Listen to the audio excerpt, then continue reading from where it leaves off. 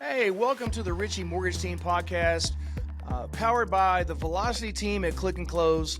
And this is actually part 2 of last week's podcast with the great Gary Richey, aka my dad, aka Obi-Wan of the real estate industry. And so Dad, let's get back into it real quick, because when we left off last, you were finishing the story of how you and my mom, Peggy Richey, had joined Jan Richey at Keller Williams as one of the first agents of the Dallas Preston Road office. So elaborate on that again. So mom makes you move everything 2 days before Christmas. You guys go over to the Preston Road. You sit down with Jan Richey, Tom Lanfear.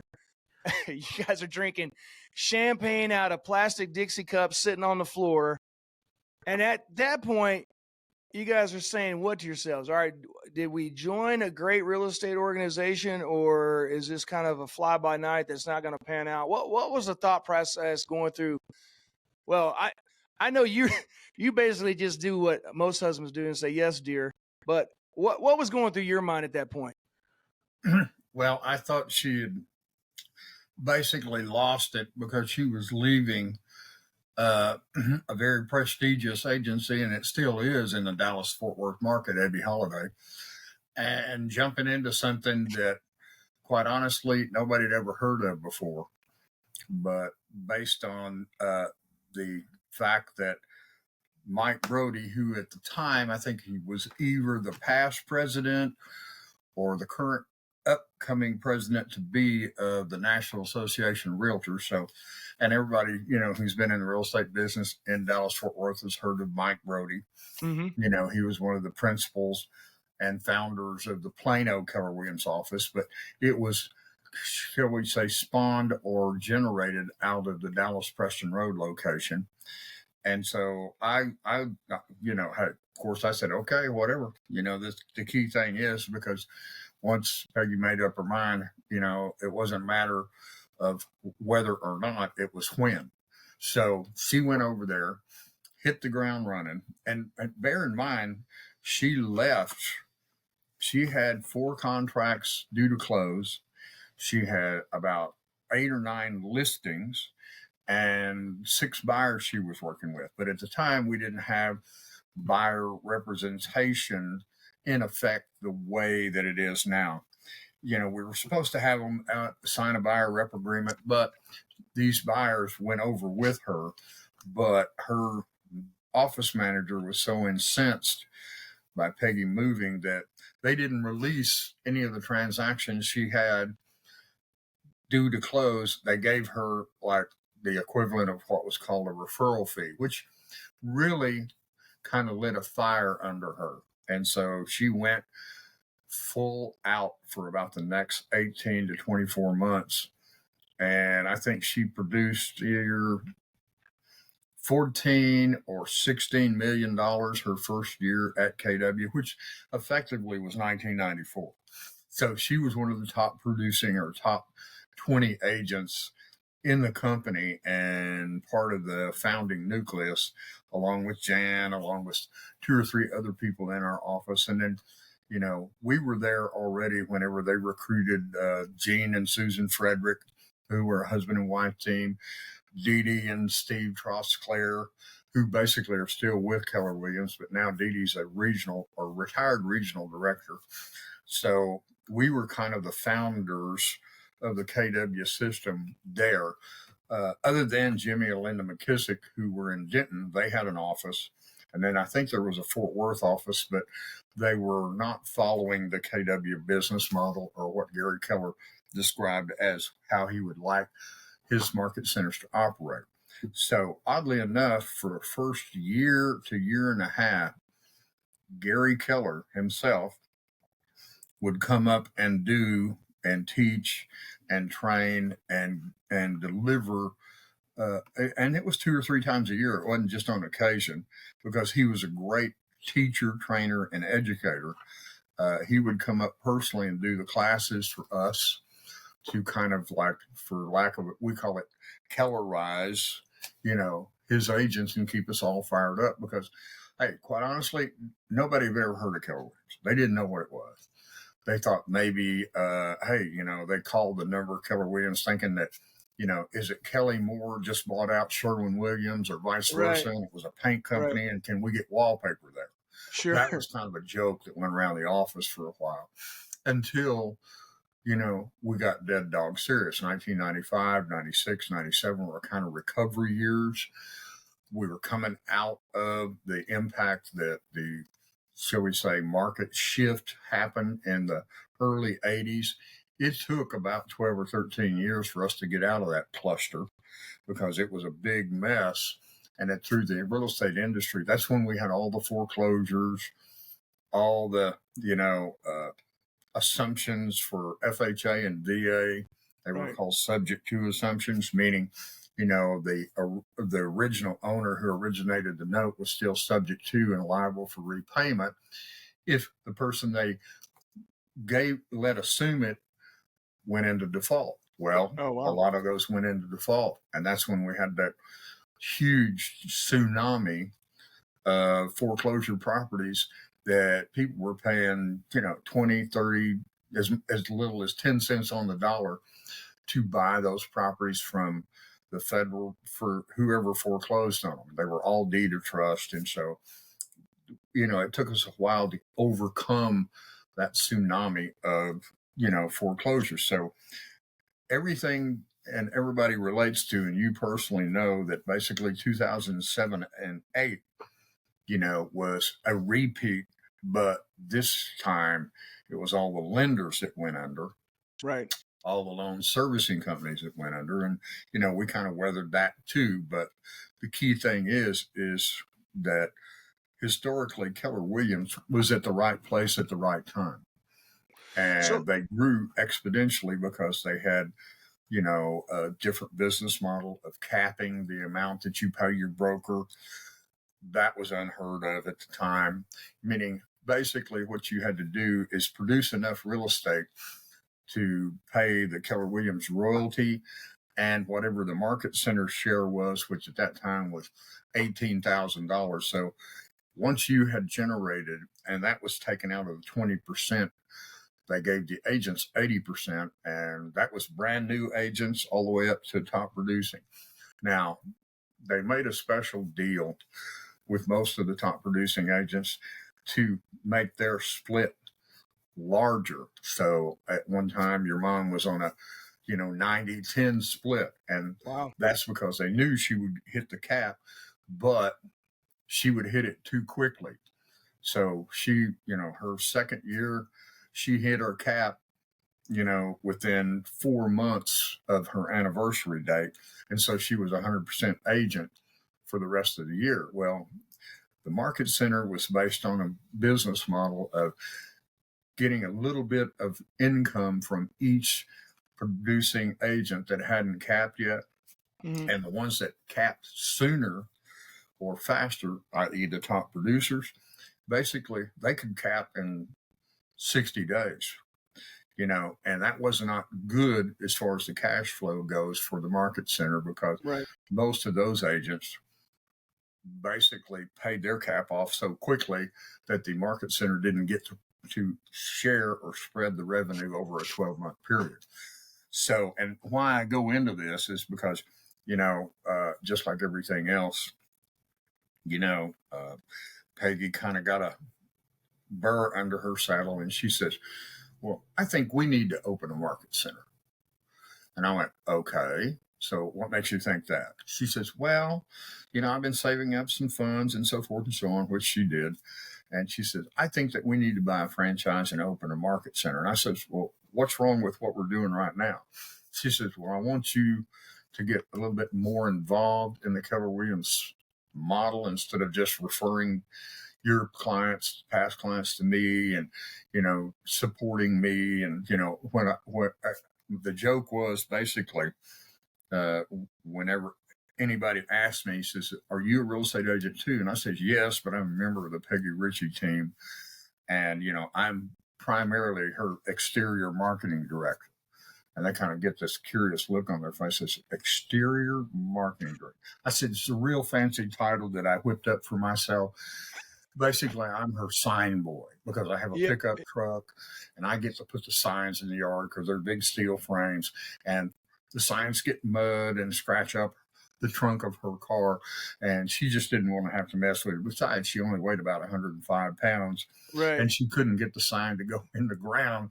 Yeah. She 'Cause carried a jug she of didn't have enough water in body the back weight. of the truck so Yeah. she could water down the area where she was going to be putting her You signs. were And the, then you were pretty the soon, honeydew.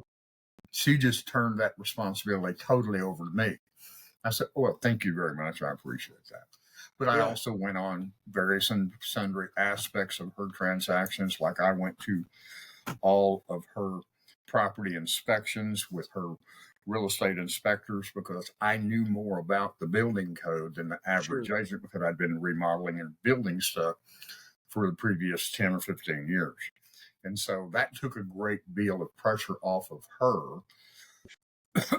So she did not have to carve out 1 or 2 or 3 hours of her day to go meet her clients. And it also gave me an opportunity to interact with our clients as the Peggy Richey husband and wife team, so forth. So it was a really good fit and it was working really well. But Yeah, so hold on, let me touch on that real quick. So that goes back to, some of the things that I've been coached on, and we try to coach people on now is basically you filled in the gaps for mom so that yeah, she could spend more of her valuable time on money making activities, right. basically generating business. And so, that also goes to, which was, I'll be honest with you, it's been a very big challenge for me over my career is to letting go and delegating some of the smaller things. We say them smaller, but they're required. You have to do Right. them. It's not rocket science, but it has to be done so that you can focus on the money making activities in regards Absolutely. to, marketing, exteriorly, meeting with agents, meeting with clients and things of that nature. Some of the things that gets lost in the shuffle because you as a agent or a mortgage person or even anyone that's 100% commission, you get stuck behind emails and voicemails and answering phone calls Right. as opposed to making outbound phone calls and continuing to grow the business. And so I think Right. it's a very great point that you make that you received the byproduct of success because you helped mom with the success thing real quick. Exactly. Before we get into the marketing share piece, I want to go back to real quick back to the story that I just learned about a year ago. So I used to always say mom was like one of the top 50 agents at Keller Williams, and you actually educated me and said it's more like she was like one of the top 20. Right. And then you took it a step farther and you said, well, hey, she's on the cover. She's on the inside the Millionaire Real Estate Agent book. And I was Right. like, what? And I was like, so first of all, tell the story about mom being in the book, but more importantly, tell the interesting story of how Gary Keller got the book published. Yeah, it was a lot of people don't know the history, but we do because what happened after we joined KW in the late 90s, Keller started recognizing that there were several things. Well, he knew this before, but then he started taking action on that as early as I think 1996 or 97. He started inviting the top producing, I'd say top 20 or 30 producing agents down to Austin for what he called mastermind groups so that he could compare what everybody was doing nationwide, not just what was working in Texas, but what was working in the industry. And he found that there were stark similarities of all the top producing agents in the country. And he thought it was a great idea to get together, share ideas, have meetings, and it would be like a one-day deal. And we would all come into Austin and go to these meetings. And he had somebody, that was there at first, the first few meetings. These went on for 2 to 2.5 years.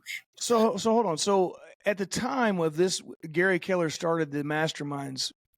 Was anybody else doing that, or was he kind of the pioneer of that I concept? think he was kind of the groundbreaker for that idea Okay. with masterminding Which and which is sharing. which is a brilliant idea, and you see so many companies now doing it, right? I mean, But but Gary Keller was the pioneer of that. here is the downside of that. A Okay. lot of top producing agents didn't want to participate because why would I want to tell everybody else my secrets Sure. of why I'm so successful? And they use them and compete directly against me. And so there was kind of some, friction about that. Sure.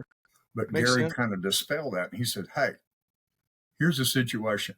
Since you're a top producing agent and you know what you do, but you don't know what anybody else does, if you get one really great idea that will help boost your production by 5, 10, or even 20 transactions per year, is it worth it? And so he kind of convinced us all, because before that period of time, top producing agents wouldn't tell you what they were doing. They really Right. wouldn't, because they didn't want you to take their business model and develop it and compete directly with them. So, but we didn't really mind, because most of the mastermind members were from other locales across the country, and they weren't going to be in direct competition. In fact, it worked quite the opposite. Anytime we had somebody going to, Kansas City, Missouri, we would refer them to John and Judy Johns, which was the top producing husband and wife team in that market center area.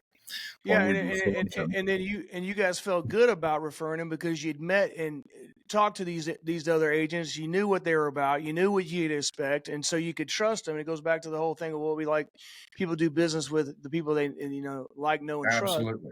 And now you trust these folks, and you felt good about giving a referral. Sure. And we meet with them face to face. As it was, it turned into a couple of times a year, and then it went to quarterly, and this was still in the 90s. And so I think after about the first 3 or 4 mastermind groups that we got into, we saw the value of developing relationships with top or like-minded professionals in other parts of the country to develop a great network for referrals. So that always added extra money. Whether you realize it or not, your mom usually got anywhere from $90,000 to $100,000 a year in referral fees by referring people who were relocating out of the Dallas-Fort Worth area to maybe Arizona, maybe New Mexico, maybe Kansas City, Missouri, Chicago, Atlanta, things like that. So, and this was really in the mid 90s, right? So what happened is Gary brought a guy by the name of Jay Papazan into the mastermind groups to start making notes and recordings and things like that. He introduced Jay. I don't think Jay was in the real estate business at that time. He was a ghostwriter, so to speak. And he says, I thought it'd be a good idea to bring somebody who had professional publishing history to make sure that we take notes, we record the sessions, we don't miss any of this valuable information that's being shared. And so this went on for about, the next 8 or 9 months or a year. Pretty soon we would have mastermind meetings, a big one, where all the top producers from across the nation in Keller Williams, because we were exponentially growing at that time, would meet at family reunion, and we'd all get in a room together and spend half a day at least sharing these ideas. Jay would be recording, Gary would be talking, he'd be interviewing top producing teams. He didn't just stand in front of the room and talk the whole time. He was asking people to share what they did that worked in their area. So we were all gaining knowledge and getting new ideas about lead generating, because he says, your job, quite honestly, is not selling real estate. Your job, the number one job, is generating new leads, so that, and we're talking about quality, qualified buyers, marketing.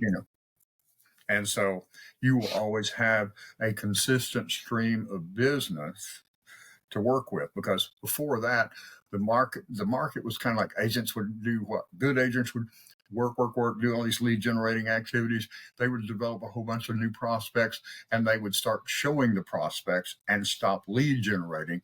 And so they would close all their transactions, and they get through with their last closing, and then all of a sudden they don't have anything on the books. Right. So they start lead generating again, and they start up and start lead generating, and it was like this. Yeah, roller coaster. Yeah, we may or may not talk about that on a daily basis in our business here. So, but the key to that is you never stop lead generating. That's your primary focus, and you can hire people to show people houses. Well, Peggy already kind of had that because she had, you remember the twins that she had, the two sisters as showing agents, so Cindy and Christy, they were showing associates, and Peggy paid them part of their commission. And, just to show some of the buyers she didn't have time to work with. She brought them over to the KW business model with her. So she already had that idea of, hey, I don't have time to work with everybody. Yeah, she may have brought over my wife for a little bit, Janae Richey, to do the same thing. Janae was in the mix at the time too. Then what happened is, while we were doing all this masterminding stuff, one family reunion meeting where we had all of us in the same room, and I think there was about 100 to 150 of us at that time. Gary says, okay. He says, I've got all of these ideas, and I think we need to put them together in a usable format and use it to help teach and train the new people getting into the business so that they don't go through this roller coaster income thing. And understand what their true job is. Now, he says, yes, you're all real estate professionals. You're knowledgeable about this, that, and the other thing. But real estate agents typically didn't realize what their really job was to generate leads. So he said, I think we'll put it together in a manual, and then we can publish it in a book, and I'll give you, it's up to you guys because this is your information. He said, quite honestly, and I'll never forget when he said this. He said, we can put it in a manual after it's published and keep it within Keller Williams and dynamically change the face of our system and our industry inside of Keller Williams. Or we can publish it in a book, share it with the world, and dramatically change the systems and what really, really, truly works for an entire industry. So, but he said, if you want it, it's your information. You tell me what you want me to do. Jay's a ghostwriter. He's familiar with publishing and so forth. He'll put it all together in a usable format that pretty well generally is simple to communicate because somebody new to the business doesn't understand some of our terminology. So we all sit there and so forth, so on. And basically, without one dissenting vote, everybody said, I think you should publish it and share it with the world, period. And Gary says, okay, but I just wanted you guys to, acknowledge that that's what you think we need to do. And then he started seeking a publishing company that would publish the book. And he talked to, all these big publishers in New York, some in Chicago, some on the West Coast. Nobody was interested in, we don't need another real estate self-help book. So Keller said, okay. Right. Well, he got together with some of the business partners he had, and Keller Williams was doing very well at the time in the late 90s. And he said, so what if I, meaning Gary Keller, open my own publishing company to publish this book? And everybody said, well, that's a kind of a big risk and so forth and so on. And he asked Jay and some of the other people that he'd been working with, he says, well, what does it take to get on the New York Times bestseller list? And they said, well, you have to sell basically at least 100,000 copies of the book within the first year of its original publication. He says, okay, that's fine. So he comes back to us again, and he said, here's what we're up against, team. So Keller's smart. He's very, very smart. Maybe. Nobody wants to publish it. So I've decided to open my own publishing company and publish the first 200,000 copies. But I need every top producing agent in this room and team leader to commit that you'll order at least 10 cases, 12 books in a case, 10 cases of books for your market center or your recruiting purposes. And we And had he did this at a mastermind, or where did he come to you guys and say this? It was in a mastermind group. Okay, and how many people were? How many agents, top level agents, were there? It's about 100 to 120. Okay, It was at a family reunion when he made this announcement. So 120 agents had to buy 10 cases of books, which at was 12 books at 12 books per case. He says that will automatically put us on the New York Times bestseller list, and people will stand up and start paying attention. Wow. Brilliant marketing strategy. So we all said, sure, we'll order 10 cases. We didn't care, as long as we get them at, the retail wholesale price. And he says, and great. And this is going to be a great recruiting tool, because somebody sitting across the table from you that's brand new in the business, doesn't know anything about it, and say, hey, we have a step-by-step guide of how the top 5% of the agents in the United States do their business, where they start, what they do, how they do it, step by step. And we call it. And then he said, then we argued about what do we call the damn thing? And he said, okay. It all of a sudden came to him. He and Jay, I think Jay came up with the idea. He says, well, most of the people that we deal with in the top 5%, or, the top 150 to 200 agents, all of them are just on the verge of being millionaires as far as assets and so forth and so on. Sure. He said, so why don't we call it the Millionaire Real Estate Agent? That'll get somebody's attention if they want to be a millionaire in the real estate business. And so that was another stroke of brilliance, what to call it. And then whenever he came out and published the first, I think it's 200 to 250,000 copies. And if you have a copy of the original book, and I have it, it says on the inside front cover, published by Relic Publishing. And they said, who the hell is Relic Publishing? And Gary Keller says, well, I couldn't think of a real creative name, so it's Keller spelled backwards. Relic. RELLECK. There you go. God, and so once we did that, once the book hit the bestsellers list, then all these publishers started blowing up Gary Keller's phone. What does your book say? What about this? What about that? We'd like to buy the rights, this, that, and the other thing. So I think, it's either McGraw-Hill or somebody like that. Yeah, paid Gary a huge it's McGraw-Hill. Yeah. For publishing it.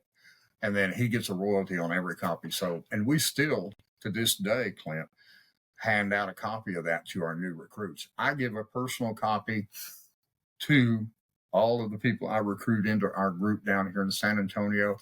And I turn to, I think, about the 5th or 6th page of the book, where it's got 2 different photos of mastermind members who started the mastermind and helped develop the systems that are in the book. And Peggy's in the top photo.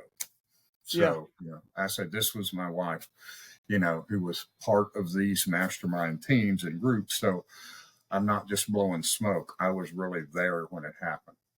The great part about that story is, and I tell it to my agents that I deal with now and I talk to, and first of all, the first thing that comes out of their mouth is wow.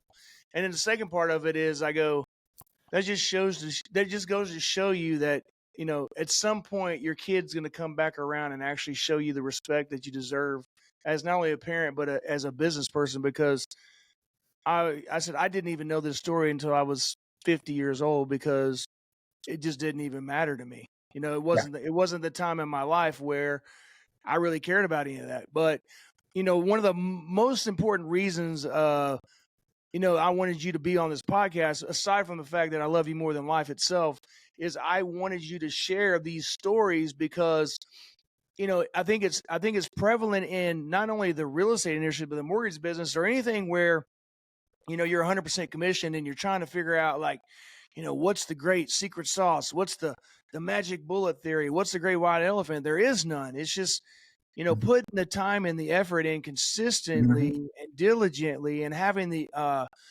undesired, unquenchable thirst to be successful and just keep pushing forward.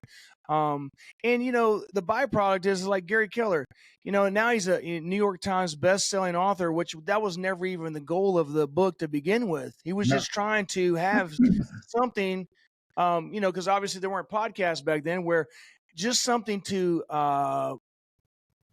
record the brilliance of the most successful agents in America. And so, just you do the right thing and you do the right activities, you get the byproduct. That initial publishing, Clint, spawned a whole explosion of, real estate education books. Right after that, there was a lot of the top producing agents that were, well, okay, so how do you invest your money? And so forth. Well, we buy real estate, and so forth and so on. And so he followed that up by having mastermind groups with the agents who are also real estate investors and some of their property management contacts.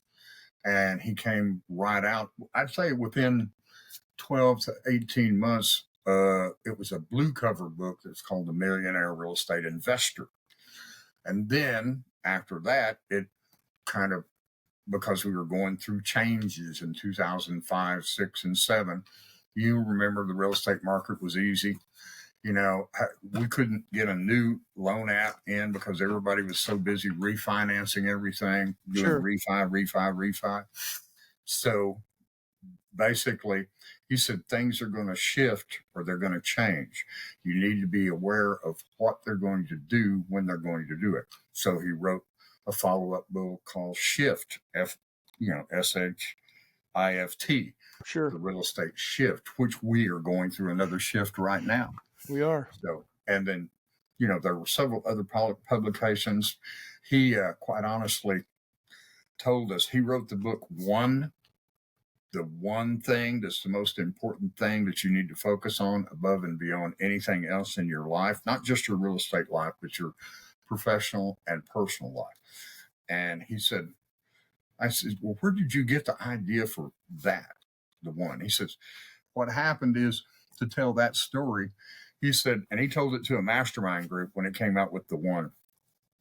He said, quite honestly, we have a tendency to focus on 17 different things at the same time. And we don't really pick out the one thing that really motivates us the most and keeps us true to our, shall we say, disciplines and what we do and how we do it. So let me see if I can answer this before you give me the sage advice. It's the why. Why am I doing this? And whether it be to make $1 million or, provide my family with this or, support, give all my children college educations, whatever, it's the one and most important thing, because he says, here's what everybody has to face the reality of. He says, we can't take any of this with us. Ultimately, where we're going to go, this stuff stays here. And what we do is going to stay here. So you can choose to be remembered or not remembered by who? Your family or the people who are most important to you because of what you did and the legacy you left them when you got your ultimate reward. So, and that was kind of, shall we say, interesting, because at that point in time, Gary started losing people who had helped him develop Keller Williams. And, one of the closest people that he had was a friend of his that was an accountant that developed the KW reporting and systems and figured out the profit sharing free. That is hugely complicated. But that guy passed away. And Gary said, okay, I need to write this book. Sure. And basically, it's like you said, Curly said, and City Slickers, the one thing and why I'm a cowboy and I do this and put up with all this thing is the why. Why am Sure. I doing this? Because we all have a role in life. It's whether or not we choose to play that role or get influenced by, the latest trend or what's currently acceptable socially and things like that. You Right. stick to it no matter what.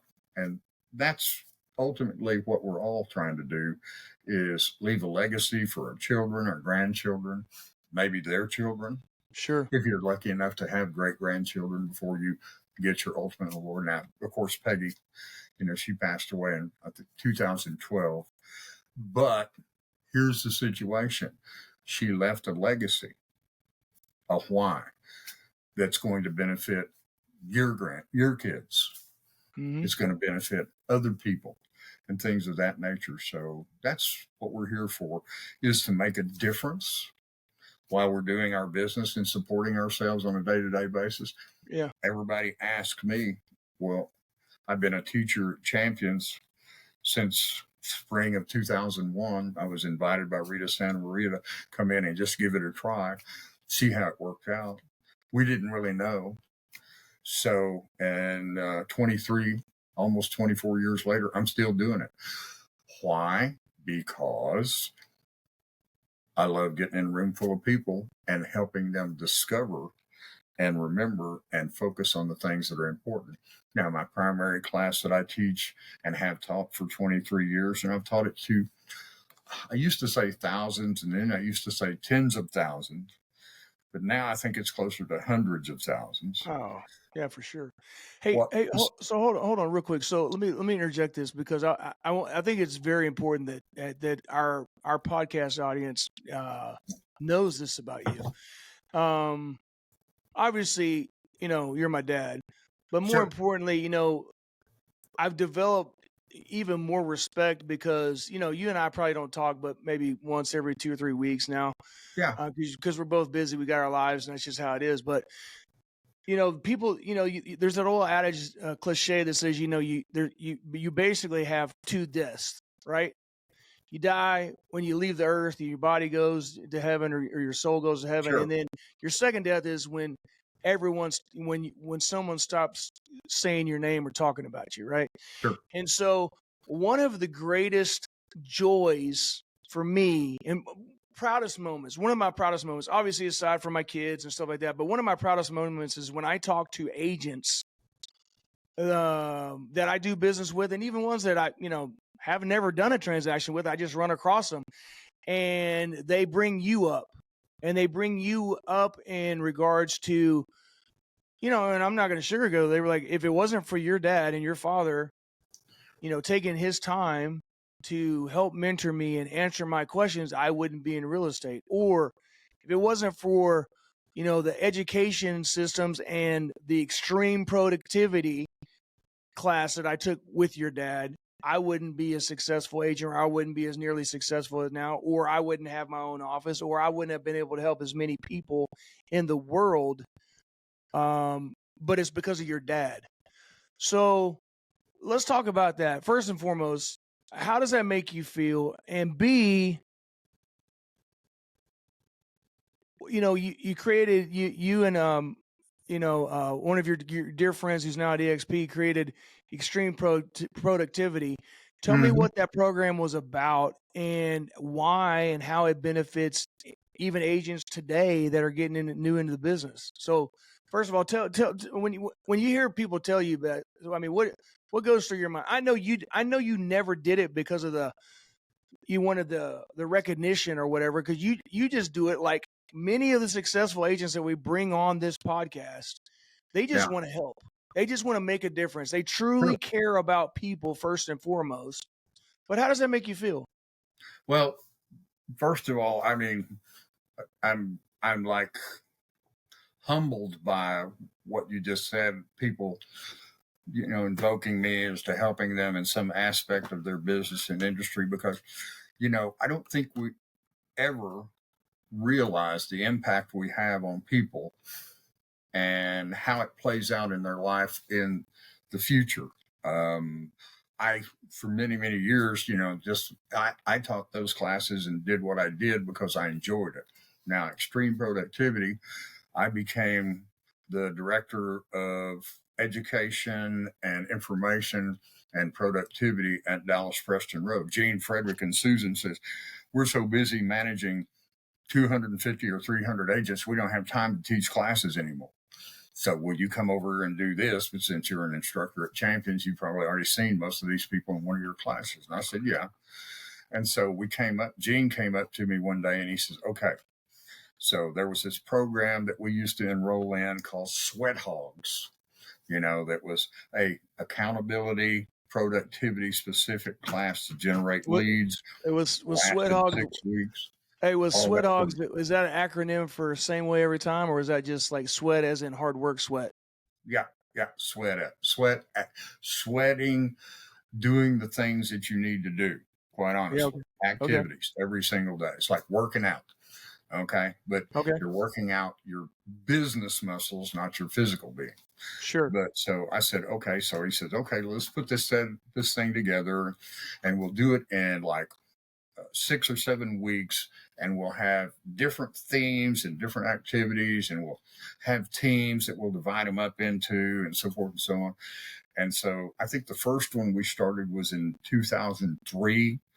We called it, Gene says, what are we going to call this thing? And I said, why don't we call it extreme productivity? Because everything we're going to teach them is exactly that. It's going to what most agents consider extreme, to generate new leads, new relationships, and new business. And he says, okay, that sounds good. And so we did these modules. And first of all, it was like, we divided people up. There was about, I think, there was about 60 in the first extreme productivity class. And we only did this in Dallas Preston Road. Okay. We didn't do it anywhere else at that time. And we divided those 60 people into 3 teams of 20 each.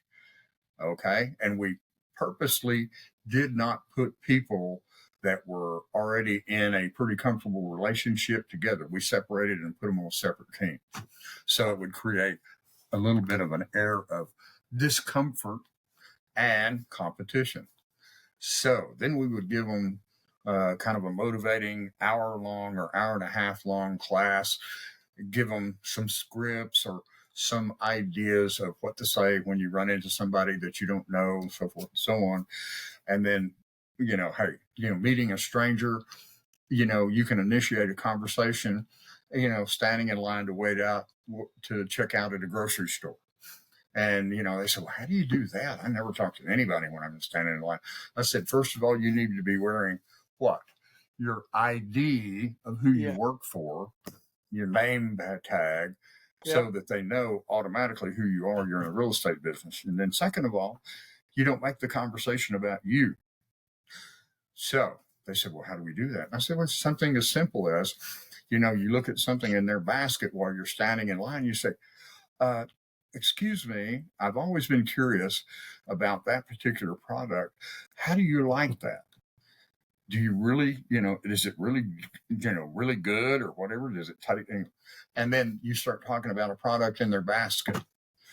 Then you start talking about them. They say, oh, you're in the real estate business. Yeah, so forth. Have been and have been in the business XYZ. It eventually comes around to where, basically you're going to ask them the magic question. So if you ever have any questions about real estate, do you currently own a home? They said, yeah, we live over here and so forth. I said, okay, so when you just got your tax reevaluation, did you think it was a little bit high? And they go, well, yeah, we were shocked about how much they appreciated our taxes and so forth. And I said, you can protest that. And we can give you the comparables of the other homes in your neighborhood that have recently sold and closed, and maybe you can protest it and bring that evaluation down. And they go, really? I said, yeah, can you just give me your email address and I'll send it to you. Boom. What did I just get? Yeah, you got a lead. Contact information. Yeah. I said, do you have a cell phone? Yeah, give me that number too. I won't call and bug you for useless nonsense, but I'd be glad to run you a CMA so you can go protest your taxes. And it started over talking about what? a Something in power the drink basket. or something in their basket. It's not what you say, it's how you say it. And if it's always within a giving attitude, expecting nothing in exchange, Right. then you've taken the first step to develop trust with that stranger. Okay, Relationship. so we give them Relationship. that, and then we say, okay, so let's go ahead and put this in practice. And they go, okay. He says, okay, so everybody, this is team A. We made them name their teams, like, Right. lead, projectors or data miners or whatever. And so we would write their names up on the board. And he says, okay, so the lead projectors or prospectors, here's what we want you to do. We want you to take that script and this introduction, and we want you to all go to Collin Creek Mall. Go to Frisco. Go to the mall up in Frisco. Go to, back in those days, there was a mall, it was before, I can't remember the name of the mall now, that was on LBJ over there by Valley Forest. View. Yeah. Valley View. And we would send each team to a mall and said, for the next 3 hours, all we want you to do is meet everybody that you can possibly meet in that mall, use these scripts on them, and those that get the most names, telephone numbers, and email addresses is going to be the winning team. And they go, oh my God, they all had this look like horror. You slapped them with a mackerel in the face and so forth. Go on, it won't kill you. Nobody's died from lead generating yet.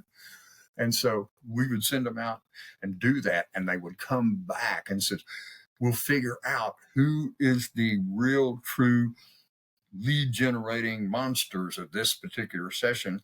We'll write them all up on the board and so forth, so on. And the winning team gets a prize, which is, every member of the team got a copy of the Millionaire Real Estate Agent book, or every member of the team got something, okay, right. Motivational. So, and they didn't realize that they were also probably going to get something in their paycheck too. But absolutely, nevertheless, here's what happened. At the end of that 6 or 8 weeks, doing these crazy, extreme things that nobody else would even dream of doing. We didn't send them out knocking on doors or making phone calls or anything like that at all. It was really out of the box stuff. And everybody thought me and Gene were crazy. So the key how did you a lot of credit. Hey, how did you and Gene come up with these things? We just generated it. We'd sit down and spend about an hour and a half or so, at the end of one extreme productivity class, said, what are we going to do next week? Because we had no plan. We just kind of developed it as we went along. And it turned into this productivity monster to where, here's what happened, Clint. At the end of the first extreme productivity class, those 60 agents increased their volume overall by almost 200%. That's nothing to sneeze at. And they were always talking about it and laughing. And, oh, yeah, we got kicked out by security at the mall, so we just stayed in the parking lot, and talked to people as they were going in. Where are you going? Where are you shopping? So they got even more creative than we thought they would. Right. So we closed another, I'd say, and Dallas Preston Road was pretty successful. But in that 6 weeks of activities, it resulted in about another $25 to $30 million in closed production for the market center. And so everybody who didn't get into it said, what'd you do? Where'd you go? Well, it's an extreme productivity thing, man. It really made a difference, and blah, blah, blah, blah, blah. They started talking about it. Then it got into Keller Williams, and they started talking about it. And I even flew to Memphis and did it to the market center in Memphis one time. So flew over there 8 weeks in a row, did extreme productivity, same results every single time. They increased their personal productivity and market center production exponentially. So that, quite honestly, when we started getting together for masterminds of teachers, instructors, and trainers, that ultimately became the initial business model for what they now have. It's called BOLD, BOLD. Right. So they took extreme productivity and kind of made it a little bit smoother, more polished, different kinds of presentations, still activities that most real estate agents won't do. And they put it in a format called Bold. And that's where the Bold class came from, probably. Wow. Yeah, and see, So and if you and Gene would have patented that and put your name on it, you guys could be retired as it is. But at the end of the day, that like wasn't why I did it. I know, but that's what I was getting to. The point was that wasn't what your purpose was. Your purpose was to try to help people be successful. Bingo. And have yeah. some fun and generate some excitement and re-energize the market center, which it did. We had 4 more of those classes every year. And we had the second bowl class, we had 120 people in. So we had to come up with some different stuff, different activities. And we came up, and it was kind of like as the market was flowing, what we were doing. So, and they all resulted. Well, here's the deal. Whenever I started as productivity coach and educator at Dallas Preston Road, we had 256 agents. Gene showed me the real numbers. He said, last year, Susan and I recruited our butts off. We recruited 115 agents, and we lost 97 due to lack of productivity. Right. So he says, it's going to take us forever to grow this thing. So you need to do something. We need to do something to teach them what to do, how to do it, so they stay and we don't lose so many agents. Increase the retention, right? Yep. Yeah. So I was there for 3.5 years as productivity specific coach. I even brought on another lady by the name of Jamie Leone, who was a Keller Williams agent.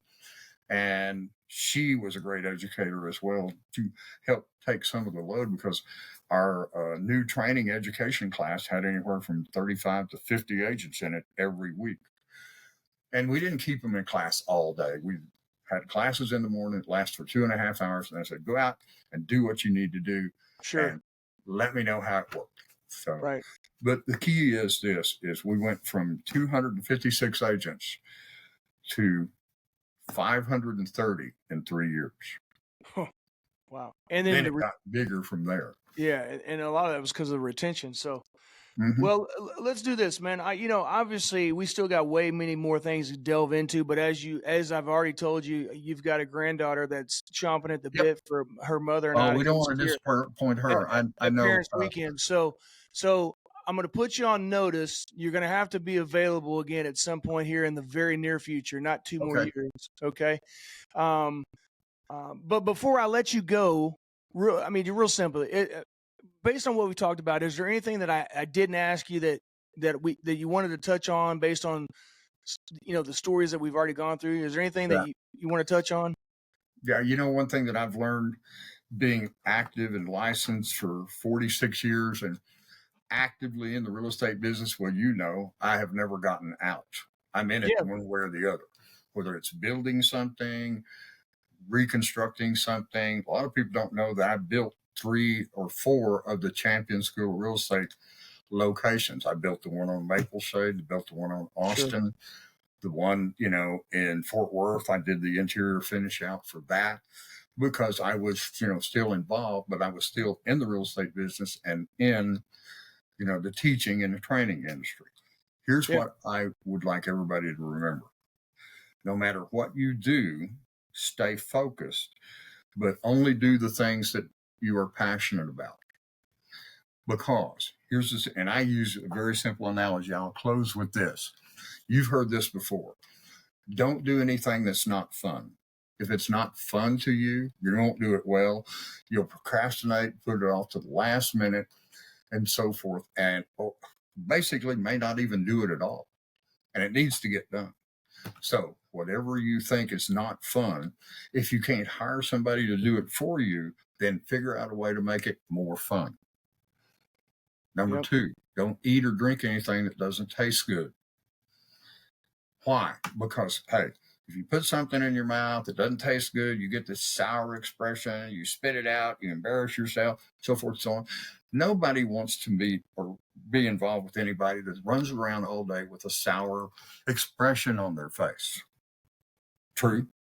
Yep, 100%. So, Only do things that are fun. Only eat and drink things that taste good. Number 3, if you like 1 and 2, just do them over and over and over again.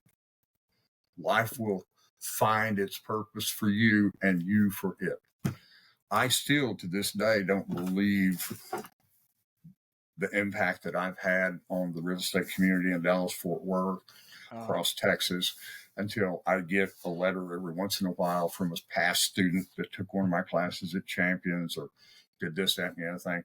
And they say, I wanted to thank you for this, and this. I don't expect it. I don't anticipate it, but it's always well appreciated. I got a letter last week from somebody that said, I would have never passed my real estate test if you hadn't taken a personal interest and helped me understand what is real and what is not. In other words, don't just always have the right answer. Understand the why it's right. And once you understand the why, then you'll always make the right choices. I said, wow, that was pretty profound. And I got that from a student that was in my class 3.5 years ago. So now she's a RE/MAX agent, a top producer in, Corpus Christi of all places. So I teach to people all over the state. So. Yeah. Well, look, like I said, you have a very servant heart. You always have, even to your detriment on some occasions. Because one of the things that always used to frustrate me growing up was I used to get mad because sometimes I think people take advantage of you because of your big heart. And as I got older, it would frustrate me more. But now I know why you do it, because that's what makes you happy. That's your why, just like you said. So, but we're definitely going to have you back on here in the very near future, because you just have so many more things to share with the world, not only from the real estate perspective, but from just life in general, right? And like I said, it always comes from a good place where you truly are just trying to help people live their best life, which is, as a human being in the world we live in today, that's all you could ask for, right? Is try to do the right thing. The old golden rule, right? Treat people how you want to be treated, man. So thank you so much for popping on, Dad. Thanks for the 2 hours you've given us today. Look, as long as I know it took 2 years to get you on here, but it was well worth it. Okay. It's not going to take 2 more years, because I'm pinning you down. You're getting back on. I'll be more available, I swear. Yes, I'm lightening up. I quit building stuff, so I've got a few extra minutes. Yes, so. Good. Well, hey, folks out there that you want to definitely subscribe and like to the Richey Mortgage Team Podcast, because you're going to get excellent advice and insight in not only to the real estate world itself, but just living life as well. And so, like and subscribe, to the podcast. And Dad, I know you still do recruiting. So if there's someone out there that said, I wish I could just talk to him and just ask him one question, or I want to know who he works for, how do the folks out there find you? What's your contact info? Okay. So my contact information, and I'll give you my cell phone because I write it on the board every time I teach a Champions class. Since I'm located in the New Braunfels, San Antonio market area right now, it's 830-387-9405. That's my cell phone number. You can send me a text. You can call me. The only time I don't really answer it is when I'm doing a podcast or in a class. I usually put my phone on do not disturb, but don't just hang up. Leave me a voicemail or send me a text and let me know who you are, and I'll be happy to get back to you ASAP. My email address is very simple: Gary, G-A-R-Y-D as in Don or dog, Richey, R-I-C-H-E-Y @KW.com. And I'll be glad to help you. I'm still at the Champion School of Real Estate. I teach 4 or 5 classes a week there simply because I have a lot of fun. In fact, I teach a night class in the New Braunfels Four Rivers Association this coming week. So, Perfect. 5 nights in a row. So I'm available. don't hesitate to call. I'll be happy to talk to you about whatever. If you would like to hear more about our business model, things that we do that most brokers don't do, basically, we do a lot of hands-on mentorship. It's so much so that, if you're brand new to the business, you're scared, you don't know what to say, you get a lead to do a listing, I'll go on the listing presentation with you. Yeah. Now, I won't do it for the rest of your life. I'll do it the first 3 or 4 times till you get the hang of it. But at least you don't have to go in there and say, oh, I know I'm going to make a fool of myself. Nobody does that. If your heart's in the right place, you're never foolish. Trust me. There you go. That help? Yeah, absolutely. And hey, as you always say on your voicemail, and I've known this since I was a little kid, when you leave a voicemail and you leave your number, folks, leave it 2 times. Leave it 2 times. Dad always says that. Leave your number 2 times. Well, hey, guys, thanks for joining the Richey Mortgage Team Podcast, powered by the Velocity Team at Click and Close. Like I said, if you want more wealth of information of stuff like this, please like and subscribe to the podcast. And we're going to come back next week with some more fabulous content. And so until then, thank you for joining. We'll see you next time. Bye-bye, guys. Thank you. It's an honor to be here. Yep. Awesome.